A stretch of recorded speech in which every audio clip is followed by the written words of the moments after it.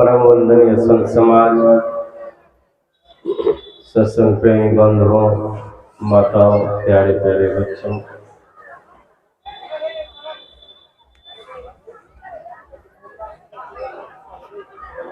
सुपौल जिला के इस परसागढ़ी के इस ग्राम में त्रिदिवसीय कार्यक्रम का आज दूसरे दिन की दूसरा सत्र में हम सब बैठे हैं।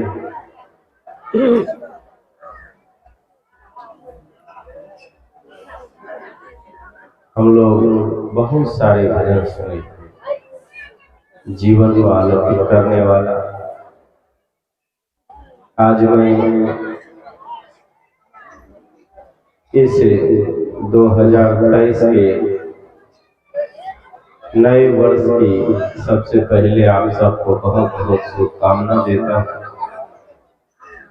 और संत समाज की ओर से मंगल कामना करता हूँ कि 2023 आप सबके जीवन में बहुत सारी खुशियां लाए और सुख से आनंद भी से जीवन बीते और जीवन में कोई दुख न रहे।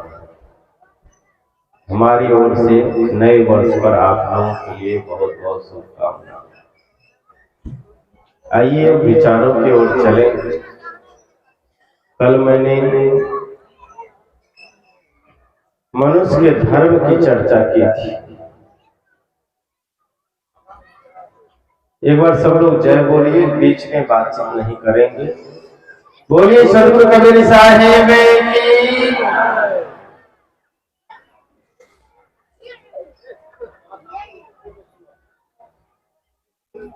कल मैंने कहा था कि मंदिर में जाके दीप जलाना, मंदिर में जाके अगरबत्ती जलाना धर्म नहीं है।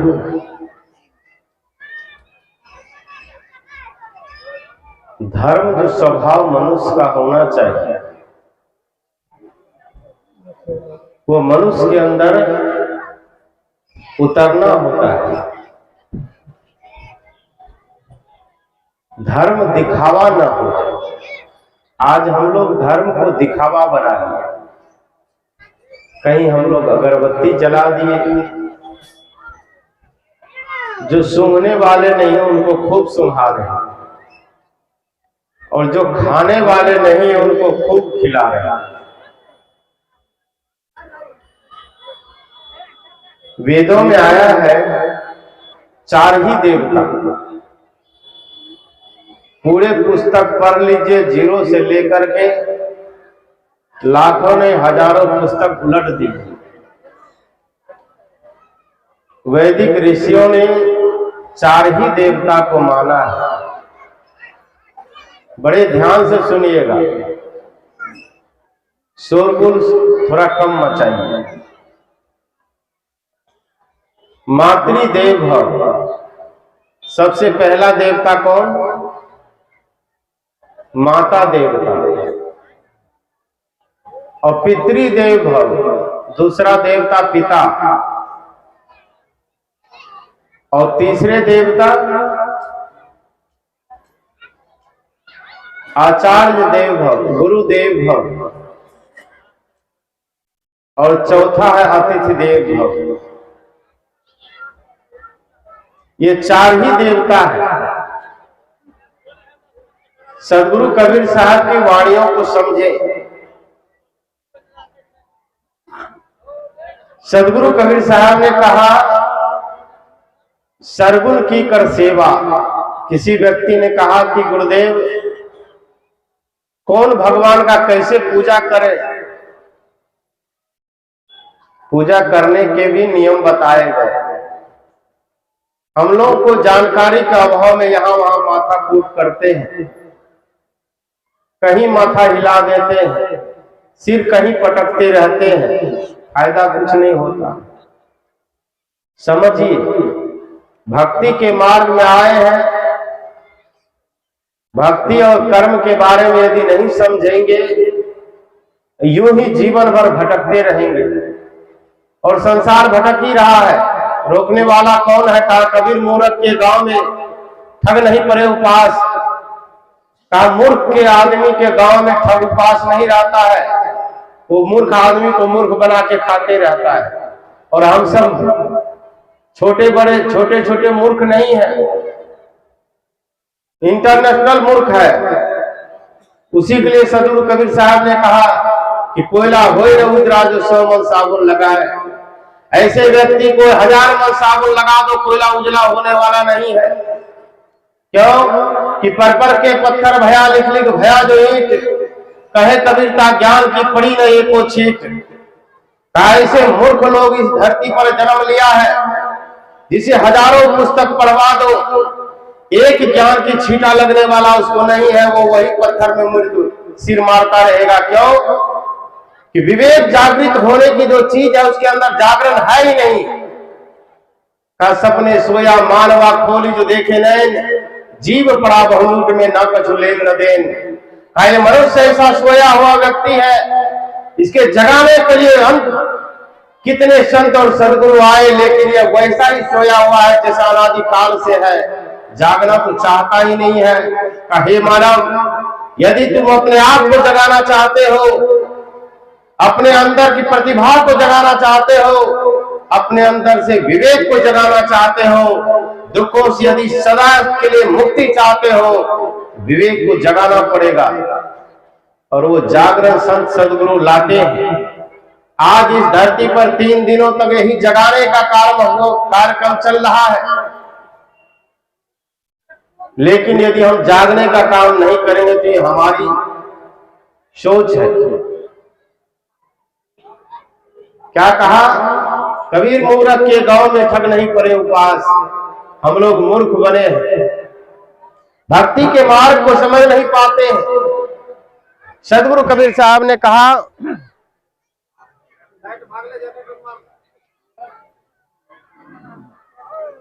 कि भक्ति प्यारी राम की जैसी प्यारी आग, सारा पट्टन जरमुआ बहुरी लावे मांग। का भक्ति कैसे प्यारी होनी चाहिए? कहा जैसे प्यारी आग। जैसे आग के बिना आदमी को बनता नहीं है।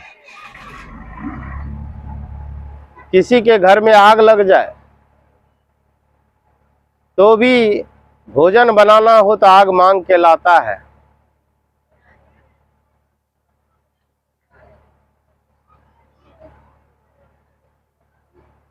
और आग से दुश्मनी नहीं करता है। सारा पट्टन जरमुआ बहुरी ले आवे मांग। का भक्ति प्यारी राम की जैसी प्यारी आग। आग किसी के घर को जला दे, आग से दुश्मनी करता है कि जीवन में आग को छूऊंगा नहीं, घर में उसे लाऊंगा नहीं, ये आग बड़ी बड़ा चीज है। हमारे घर को, हमारे परिवार को, हमारे बकरी भैंस को सबको जला दिया। लेकिन फिर भी भोजन बनाना हो तो आग को लाता है, दुश्मनी करता है। सदगुरु कबीर साहब का उदाहरण बड़ा अलबेला रहता था। कहा वैसे भक्ति प्यारी होनी चाहिए व्यक्ति के जीवन में, कि थोड़ी हानि भी हो जाए तो बर्दाश्त करे। हानि होता है। एक आदमी गया दीक्षा ले, कहा गुरुजी मुझे दीक्षा चाहिए। ऐसे ही जैसे इस गांव में आज सत्संग चल रहा है, वैसे सत्संग चल रहा था। एक व्यक्ति ने कहा गुरुदेव जी मैं दीक्षा लेना चाहता हूँ, बहुत दूर गांव से आया हूँ। कहा तुम्हारे और परिवार में कितने लोग हैं? कहा मेरी पत्नी है, बच्चे हैं। तो पत्नी से पूछे हो? इसमें पूछने की क्या बात है? कोई चोरी करने थोड़ी जा रहा हूँ, दीक्षा लेने जा रहा हूँ, सदमार्ग पर चलने जा रहा हूँ। का दीक्षा तो ले लो, लेकिन कई आदमी दीक्षा लेता है तो पत्नी भड़क जाती है। यदि पत्नी समझदार हो तो पति को खुद ही लाती है, अरे आप भी दीक्षा ले लो, हम तो लिए हुए हैं ही। गुरुमुखी होना चाहिए। कहा नो एडमिशन विदाउट परमिशन। कहा बिना एडमिशन का परमिशन नहीं मिलता है। उसी तरह इस गुरु के दरबार में भी एडमिशन लेना पड़ता है। ये भी एक ज्ञान का विद्यालय है। यहाँ आपने एडमिशन लिया ही नहीं। कई लोग कहता है मैं खुद ज्ञानी आदमी हूँ। महात्मा लोग जो बताते हैं मैं जानता हूँ, मोबाइल में प्रवचन सुन के सीख लेता हूँ। एक बात बताइए, खेत में कोई मेढ़ न बनाए और खेती करना शुरू कर दे और कहीं मेढ़ न रहे, उसमें धान हो जाएगा? बताइए, पानी जो छोड़ेगा कहाँ भागेगा? ये टेढ़ा मेढ़ा है ही, जीवन सबका टेढ़ा मेढ़ा है। उसी तरह पानी भी खेत का टेढ़ा मेढ़ा रहेगा, भाग जाएगा। उसी तरह से स्कूल और विद्यालय क्यों बनाया गया? ऐसे ही बच्चे पढ़ लेते, कोई विद्यालय बनाने की जरूरत नहीं थी। कहीं मोबाइल में कहीं यहाँ वहां पढ़ लेता, लेकिन सबका एक शेड्यूल होता है। गुरु के पास जाता आदमी वचनबद्ध होता है। आदमी सोचता हो गुरु से कोई हम दीक्षा लिए हैं, एक पैक लगा ही लेते हैं, क्या लगता है? कोई बंधन में थोड़ी है। कई लोग अरे माला लेकर के अधर्म का काम करते हो। ओहो, पान खाने एक व्यक्ति गया पान की दुकान पर, किसी ने कहा अरे माला पहने हो पान खाते हो, यही गुरु का दीक्षा लिए हो? उसने कहा नहीं खाऊंगा भाई, गलती हो रही थी मेरी से, चलो मुझे एक इलायची भी दे दो। उसके दोस्तों ने पान खाया, उसने इलायची खाया, चलाया, बचाया किसने? 10 रुपया भी बचा और तंबाकू खाने से जीवन भी बचा। आज तंबाकू इतना जहर हो चुका है। मैं नवयुवा साथियों से निवेदन करूंगा कि बच्चे लोग बड़े मेहनत किए हैं और दौड़ दौड़ के सेवा कर रहे हैं, सब लोग कर रहे हैं, लेकिन नवयुवक लोग इस ठंड में, कड़ाके की ठंड में भी बहुत मेहनत करते हैं। आप मेहनत करते, हमें बड़ी खुशी होती है, लेकिन जब मुंह में गुटखा देखता हूं तो बड़ा दुखी होता हूं। हमारे बच्चे सेवा में तो बड़े आगे हैं, लेकिन थोड़ी थोड़ी कमी है। जो दोष दुर्गुण है उनको दूर कर दे। नहीं कहता सोने पर सुहागा, आपकी सेवा पूर्ण रूपे पुण्य के योग हो जाएगा जब आप नशा से दूर हो जाएंगे।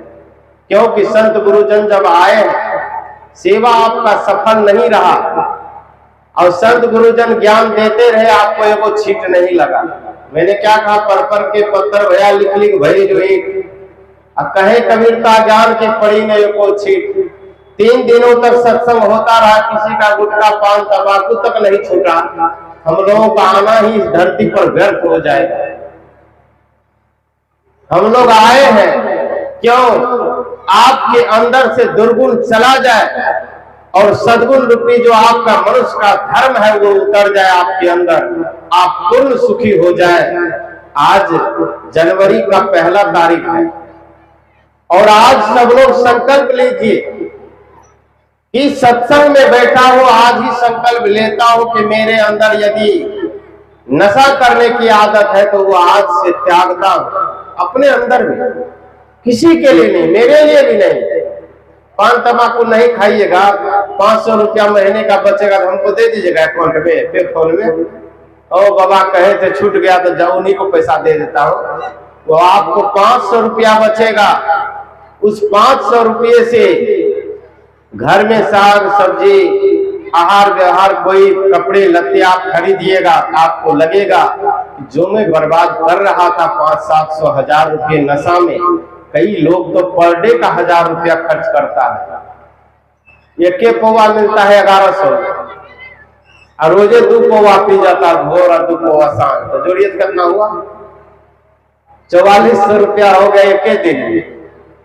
और 1 महीना जोड़िए, 30 पंच 150, 1.5 लाख रुपया तो हमको दे देगा। ऐसे पीने वाले सूरवीर बहुत है, 2-2 लाख 3-3 लाख एक ही महीना में साथ पड़ जाता है। और आज तक जितने राजा और महाराजा हुए हैं, जितने बड़े बड़े दिग्गज हुए हैं, जिसको कहते हो बड़ा बड़ा पहलवान, बड़े पैसे वाले, कितने मुखलिस हो गए, कितने तवंगर हो गए, जब खाक में मिल गए दोनों बराबर हो गए। सब इस धरती में समा गए। जिन्होंने नशा किया उसके जीवन में कभी 1 रुपये रहा नहीं, कहा कभी करोड़पति था, कभी लाखपति और कभी हो गया खाकपति। अपने ही जीवन में एक आदमी बोतल में लकड़ी दे करके नाप रहा था। दूसरे शराबी ने पूछा, अरे भाई खाली बोतल में लकड़ी क्यों घुमा रहे? उन्होंने कहा, भाई साहब मैं इसके गहराई नाप रहा हूं, बोतल की कितनी गहराई है। कहा क्यों? कहा मेरे बाप दादा के 200 बीघा जमीन इसी बोतल में चला गया, और 30 किलो सोना था वो भी चला गया, 250 किलो चांदी था वो भी चला गया। इस बोतल में कितनी जगह है पता ही नहीं चल रहा, इसीलिए नापता हूं कि तुम्हारे में गहराई कितना है। बंधुओं कहा मन की तरंग मार लो बस हो गया भजन, और आदत बुरी सुधार लो बस हो गया भजन। पहले तन को शुद्ध करना होगा, फिर मन शुद्ध होगा। कहा हर शुद्धि सत शुद्धि सत शुद्धि ध्वास मृत अस्मित लभ्य सर्व ज्ञानी विप्र मोक्ष। कहा पहले आहार की शुद्धि होना चाहिए, फिर आपका शरीर शुद्ध होना चाहिए। जब आहार शुद्ध होगा तो शरीर शुद्ध होगा, जब शरीर शुद्ध होगा तो मन शुद्ध होगा, मन शुद्ध होगा तो सत्य की शुद्धि होगी, आत्मा की शुद्धि होगी। और आत्मा जब शुद्ध होगा, वही कहते विप्र है, वही पंडित हो जाएगा, वही उसी को मुक्ति मिलेगी। हम लोग सीढ़ी से चढ़ना नहीं चाहते, सीधे भगवान से मिलना चाहते हैं। कोई पंडित जी मिल जाए, अरे भैया मूर्ख, मैंने कहा कबीर मूर्ख के गांव में ठग नहीं पड़े पास। कहा मुझे भगवान से मिलना है, कहा बिल्कुल मिला दूंगा। अब उस खबर दर्रा के मार्ग में लगा दिया, इस गली से उस गली, उस गुफा से उस गुफा ले गया। कहता अरे भाई भगवान नहीं मिला। कहा भगवान मिलेगा, ये चढ़ाओ वो चढ़ाओ, इतने दिन लगेगा उतने दिन लगेगा। आदमी खाक छानते फिरता है। सदगुरु कबीर साहब भी बहुत जगह ज्ञान लेने के लिए गए, लेकिन अंधेरा ही अंधेरा देखा। ऐसा दिव्य पुरुष कभी कभी इस धरती पर अवतरण होता है, जो ज्ञान के उजालों को खुद ने ढूंढा उन्होंने कि कितना भटका हुआ ये मनुष्य है। का वस्तु अंते खोजे अंते क्यों करावे हाथ, सज्जन सोई सराहिए जो पारख राखे साथ। का वस्तु कहीं और है, ये मनुष्य ढूंढ कहीं और रहा है, आखिर इसे मिलेगा कैसे? क्यों? कि वस्तु कहीं और है, खोजना चालू कहीं और है। चालू है कि नहीं? हम लोग सब दिन बचपन से सिखाए जाते हैं भगवान वहां है, भगवान वहां है, भगवान वहां है। कहां? सब बाहर है, कोई भीतर बताता है? भीतर का पता ही नहीं। का मोह को कहां ढूंढे बंदे, मैं तो तेरे पास में, न मंदिर में न मस्जिद में न कभी कैलाश में। अंत में कहा खोजी हो तुरंत मिल जाओ एक पल की तलाश। खोजी होना चाहिए।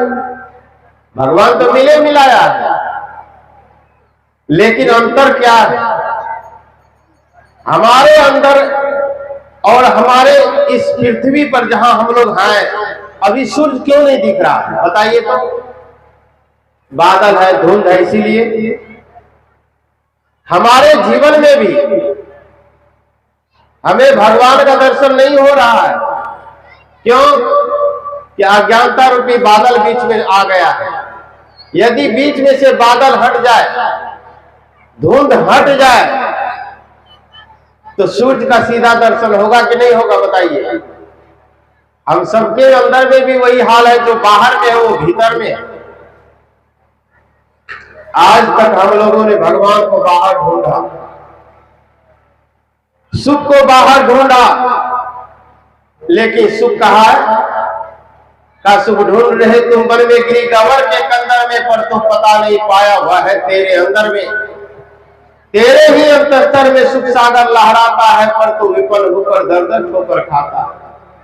का तेरे अंतर तम में सुख लहरा रहा है, लेकिन तुम बाहर भटक रहा है, कैसे होगा?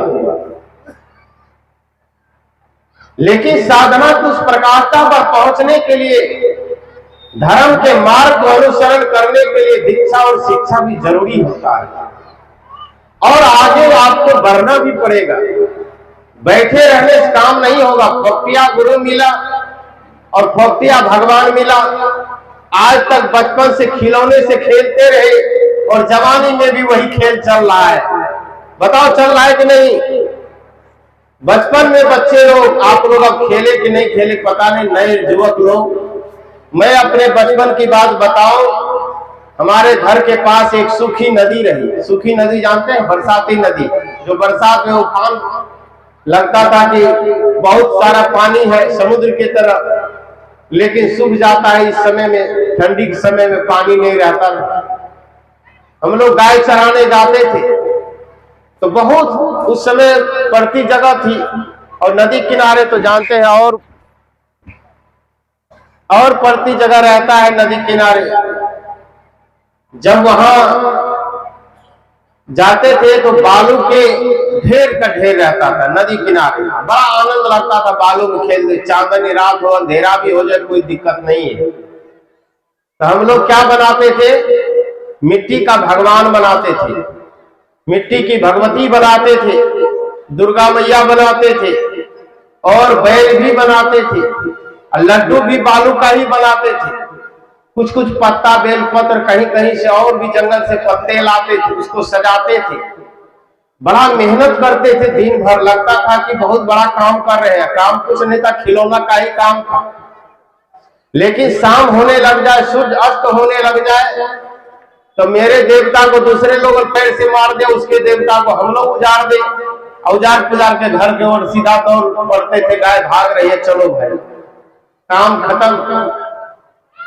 वो बचपन का खेल जो है हम लोग जवानी में भी खेलते हैं, लेकिन कैटेगरी थोड़ा ऊंचा हो जाता है। वो बालू का भगवान बनाए, अब मिट्टी का भगवान बनाते हैं। सरपत डाल करके ये कुआर फोड़ डाल देते हैं, बांस की लकड़ी डाल देते हैं। हमारे मूर्तिकार भाई लोग बहुत सुंदर उसको डिजाइन कर देते हैं। भगवान कुछ और रंग का था और सुंदर इतना बना देते हैं, लगता है कि अभी बोल पड़ेगा मूर्ति। और बना करके 2-3 दिन तक खूब डांस करते हैं। बुरा मत मानना, सच्चाई की तरफ थोड़ा झांक करके देखना, दिल थाम करके बैठो, आप विचार करो। आप जो मिट्टी का खिलौना बचपन में बनाया वही हम लोगों ने जवानी में बनाया, बस उसमें रंग रोगन नहीं था, इतनी मेहनत नहीं थी। आज हम लोग थोड़ा क्वालिटी को ऊंचा कर दिए। बस जैसे मैंने बालू का मिठाई चढ़ाया था, आज भी देखता हूं लोग मिठाई तो बड़ा ओरिजिनल चढ़ाता है, लेकिन कोई देवी और देवता खाता नहीं है। बड़ी विडंबना की बात है, जिस मंदिर में मैं जाता हूं, मैं मंदिर के आगे पीछे जरूर घूमता हूं, देखता हूं इस मंदिर में लेटरिन बाथरूम है कि नहीं है। अटैच लेटरिन बाथरूम किसी मंदिर में देखता ही नहीं हूं। भगवान खाते तो हजारों हजार कुंटल लड्डू खा जाते हैं, लेकिन टट्टी नहीं जाते हैं। या तो उनको पेट गड़बड़ है या तो वो खाते नहीं है, या खिलाने वाले मूर्ख व्यक्ति है जो जाके खिलाता वो खाते नहीं है। हमारे घर में माता पिता पानी के लिए तरसते रहते हैं, दाना के लिए तरसते रहते हैं। यदि वो कह दे कि बेटा ये खाने की थोड़ी सी इच्छा थी आज ये, अरे बूढ़ा बाबा, बूढ़े हो गए हो लेकिन खाने के लिए बढ़िया बढ़िया खोजते हो, जिभ चटोर हो, तुम्हारे को खाने के अलावा कुछ दिखता है? मेरे बच्चे हैं, घर बनाना है, जमीन लेना है, बहुत सारे काम है, लेकिन इस बूढ़े को जब देखो तो खाने के पीछे पड़ा है। जो भगवान खाने मांग रहा है उसके लिए आपके पास खाना नहीं है, डांट और फटकार है। उस माता पिता जिसको वेदों में कहा गया मातृदेव भव पितृदेव भव, पहला नंबर का माता पिता है देवता, और उस देवता को कोई लेना देना नहीं है। गंगा जल भरते यहां से सीधा कांवरिया चल देता है कहां? बैजनाथ धाम। भगवान शिव आपसे पानी मांगा था कि सुल्तानगंज में भर के लाना, तभी हमको प्यास बुझेगा। कि कोलों का बाल्टी का भर लीजिएगा तो वो प्यास बुझ जाएगा। अब भगवान यदि सक्षम है तो अपना तो पी नहीं लेगा, आपसे मांगेगा। आप लोग इतना पानी पिलाते हैं, एक आदमी को यदि पानी पिलाइए तो उसका पेट फट के मरेगा कि नहीं मरेगा? भगवान शिव जो है बैजनाथ धाम छोड़ करके कैलाश पर्वत भाग गए, ठंडी जगह, लोग जाएगा नहीं, लेकिन आदमियों बड़ा साथी पहुंच जाता है। बैजनाथ धाम में इतना पानी पिलाया कि भगवान शिव ने कहा प्राण लेकर के ही छोड़ेगा। हम लोग जीवन में, मैंने कहा ना, सदगुरु कबीर साहब ने कहा सरगुण की कर सेवा, भक्ति कैसे करना चाहिए सीखिए। कहा सरगुण की सेवा करो और निर्गुण का कर ज्ञान। मंदिर में जाना बुरा नहीं है, जाइए आप। कई कबीरपंथी कहते हैं महाराज आप एक तरफ मंदिर का खंडन करते दूसरी तरफ भेजते हैं। कोई बात नहीं, महापुरुषों के घर में जाना कोई बुरा नहीं है। यदि वेश्यालय जाते हो, शराबालय जाते हो, उससे अच्छा है कहीं मंदिर तुम चले जाओ। महापुरुषों का दर्शन करना गुनाह नहीं है। चित्र में चरित्र छिपा होता है। कहा निर्गुण का कर ज्ञान, वो निर्गुण भगवान है जो शरीर में नहीं है, उनका ज्ञान है। उस चित्र से हमारे जीवन में चरित्र को छिपना है, चरित्र को देखना है कि जैसा वो चरित्र उनके अंदर है वैसा चरित्र हमारे अंदर है कि नहीं है।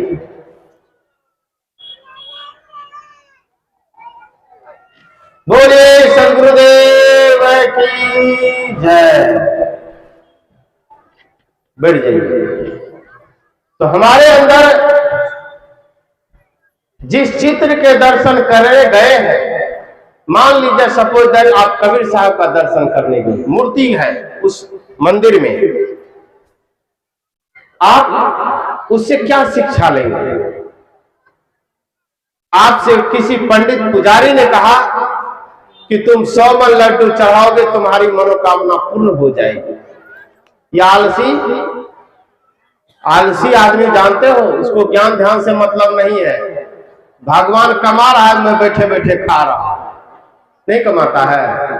मूर्ति लगा दिए, आप लोग उस पर 2 पैसा चढ़ाओ और बैठे बैठे पुजारी मलाई छाप रहा। सदगुरु कबीर साहब ने कहा कि भक्ति कबीरन भक्ति बिगाड़िया कंकर पत्थर धोए, अंदर में विष राखी के अमृत डालिनी धोए। अमृत को तो धो दिया और जहर को पाल लिया, का वो भक्ति नहीं है। सरगुण की सेवा करो। सरगुण देवता कौन कौन बताए? मातृदेव भव, पितृदेव भव, गुरुदेव भव और अतिथि देव भव। इनकी सेवा करो, इनको खिलाओ पिलाओ नहलाओ भोजन कराओ वस्त्र दान करो, ये भगवान की सेवा है। अब दूसरा भगवान कबीर साहब ने किसको बताया? कहा निर्गुण का कर ज्ञान। जिस देवी देवता के मंदिर में आप जाते हो, जिस भगवान के मंदिर में जाते हो, वहां पर कहा उससे ज्ञान लो। वहां अगरबत्ती दिखाने से ठीक होने वाला नहीं है, वहां लड्डू चढ़ाने से भगवान मानने वाला नहीं है। वहां जाकर के आप बैठे, मंदिर का अर्थ समझिए। जहां मन दृढ़ हो जाए, स्थिर हो जाए, उसे मंदिर कहते हैं। और जहां मन जाके और चंचल हो जाए, मंदिर हुआ। मंदिर का अर्थ हम लोगों ने जा करके बिगाड़ दिया। तो मैं कहा जाना चाहिए, महापुरुषों का चित्र हमारे घर में रहना चाहिए। ये नहीं कि मिट्टी का देवी देवा बना करके जैसे बचपना में बनाए, 3 दिन खूब नाचते गाते बैंड पार्टी लगा के और फिर ले जाके डबरा में फेंक देते हैं। डबरा जानते हैं? नदी में तालाब में फेंक देते हैं, कहते हैं विसर्जन कर दिए। अब फेंकना विसर्जन शब्द का अंतर है, काम एक है। जैसे बचपन में तोड़ फाड़ के चल दिए, वैसे जवानी में हम लोग वो काम कर रहे हैं। तो बचपन और जवानी में अंतर रहा। लोग पहला क्लास में जाता है, उसके बाद दूसरी कक्षा में जाता है। हम लोग बचपन से आज तक पहले क्लास में है, दूसरी में नहीं जाना चाहते हैं। तो अपने अंदर विवेक को जगाइए और भक्ति के मार्ग में आगे बढ़ने का कोशिश करिए। क्या कहा? सरगुण की कर सेवा, निर्गुण का कर ज्ञान। जितने महापुरुष उनका ज्ञान हमारे अंदर उतरे, वो सच्ची पूजा होगी। कर्म ही पूजा है। का निर्गुण का कर ज्ञान। और कबीर साहब की बात बड़ी निराली है। का सरगुण निर्गुण से परे तहां हमारो ध्यान। का सरगुणों से और निर्गुण से, दोनों से परे हमारा ध्यान है। ये जो चार देवता है, इनमें भी अटकने की जरूरत नहीं। इनकी सेवा कर दिए, मन शुद्ध हो गया। निर्गुण से ज्ञान ले लिए, और ज्ञान ले करके अपने आत्मा में निष्ठ होने का काम जब करेंगे, तब हमारा काम पूरा होगा। कबीर साहब कहते सरगुण निर्गुण से परे कहां हमारा ध्यान। लेकिन अपने आत्मिक शक्ति के एटॉमिक पावर को हर व्यक्ति समझता नहीं। कहा तुम तो समुद्र रूप खुद हो, तुम महान खुद हो। का अणु अज्ञान महतो महियान। का अणु में अणु होता है और महान में महान हो जाता है। आज भगवान बुद्ध की आत्मा महान हो गई, इसलिए वो महापुरुष हो गए। हमारे अंदर भी वो महानता की प्रकाशता पर पहुंचने की ताकत है, लेकिन विवेक से चलना होगा। जब तक विवेक नहीं करेंगे, विचार नहीं करेंगे, इन दुर्गुणों से छूटेंगे नहीं। दुनिया कहती रही, इधर उधर भटकते रहे। का जब भी जागो तभी सवेरा। सदगुरु कबीर साहब ने कहा कि जागना होगा। का जो जागल सो भागल हो रमैया राम। जो जाग गया वो भाग गया। तो सदगुरु कबीर साहब ने कहा कि जो निर्गुण से ज्ञान लेना चाहिए, वहां हम लड्डू और पेड़ा चढ़ाते हैं। काम ठीक हो रहा है। जो खाता ने उसे खिला रहे हैं, और खाने वाला घर में तरस रहा है। उल्टा काम हो रहा है। जिनका पैर दबाना चाहिए, वो पैर दर्द से तड़प रहा है घर में। इलाहाबाद की एक घटना में सबको सुनाया करता हूं। इस धरती पर मैं पहली बार आया। सौभाग्य नहीं रहा परसागढ़ी आने का साहब जी के साथ। उनके जाने के बाद आया हूं। आपको सुना देता हूं। एक इलाहाबाद सुलेम सराय में अभी भी चक्की वाला, अब की बार गया तो देखा वो चक्की है ही अभी। मैं सोचा बंद हो गया हो। लगभग 20 साल पहले की बात है। जिस समय मैं इलाहाबाद में सदगुरु श्री अभिलाष साहब के सानिध्य में रहता था, उन्हीं से दीक्षा लिया, उन्हीं से शिक्षा भी लिया। तो वहां से मैं गया था आश्रम में। कुछ सरसों हम लोग उगाए थे खेत। वहां जो गए होंगे देखे हैं, बड़ा सा खेत है। कार्यक्रम के बाद सरसों बो देते, अभी भी सरसों है। तो सरसों हम लोग निकाल करके ले गए पेरने के लिए। किसके? उस बूढ़े आदमी के पास, सुलेम सराय। वहां ले गए तो बूढ़ा जो है सिर पर हाथ दिए बैठा हुआ था, और सरसों भी पेर रहा था। उसका जो मंझला लड़का था, वो कांसा के लोटा में बड़ा बढ़िया मांझ करके धो करके एक लोटा जल लिया। और जस्ट जैसे आप लोग बैठे हैं 10-15 फीट के दूरी पर, इतने दूरी पर पीपल का पेड़ था, बहुत मोटा सा। विडंबना में ये नहीं है कि पीपल के पेड़ में पानी दिया गया। पीपल के पेड़ में पानी देना चाहिए, क्योंकि 24 घंटा ऑक्सीजन देता है। पीपल के दूध कई काम में आता है, उसके फल कई औषधि के काम में आता है। इसीलिए पीपल की महिमा बनाएगी। लोग पीपल समाप्त कर देगा, काट देगा, तो 24 घंटा ऑक्सीजन एक ही धरती पर एक पीपल है जो 24 घंटा ऑक्सीजन देता है, कार्बन डाइऑक्साइड देता ही नहीं है। इसीलिए पीपल की महिमा इतनी कही गई। तो उसमें पानी देना कोई गुनाह नहीं है। लेकिन सबसे बड़ी वहां एक और घटना घटी। पानी देने के बाद वो पैर दबा रहा था। पैर दबा रहा था किसका? पीपल का। अब बड़े गौर से मैं देख रहा था, उधर सरसों पेराई भी चल रही है, और बूढ़ा बाबा बगल में बैठे बड़ा दुखी नजर आ रहे थे। बूढ़े बाबा को मैंने कहा, ये लड़का कौन है? कहा, मेरा ही मांझी लड़का है। मैं कहा लड़का तो बड़ा धार्मिक प्रवृत्ति का लगता है। क्या कहा? तो पूरा खुलासा नहीं बोला। मैं कहा बाबा आप ठीक से जवाब नहीं दिए। कहा ज्यादा धार्मिक है। देखिए पैर भी दबा रहा है, पीपल हल जोत के आया होगा, हो सकता है रात में आप सोते होंगे, ये कोल्हू को पीपल भी पेड़ता होगा, चलने फिरने में दर्द तो हो ही जाता है, क्यों न उसका और बढ़िया से पैर दबा दिया जाए। मैंने कहा आपका कभी कभी पैर दबाता है कि नहीं? कल ही तो दबाया है, चप्पल जूता से बहुत मारा, देखते नहीं भर गाल फूल गया है मेरा। क्या है भाई, तो जुलूम। सही देवता जो भर दिन कोल्हू में तेल पेड़ता था, उसे खड़े खड़े पैर दुखने लगता था, उसको मारा और पीटा। अब पीपल को पैर दबा रहा है, घर जुकने गया था। हम लोगों की उल्टी चली गई गंगा। जिस सरगुण का सेवा करना चाहिए, जिस शरीर रहते देवी देवता है, उनकी सेवा हम लोग नहीं करते। सेवा किसकी करते हैं? निर्गुण भगवान का, जिसको सेवा से कोई ताल्लुक ही नहीं है।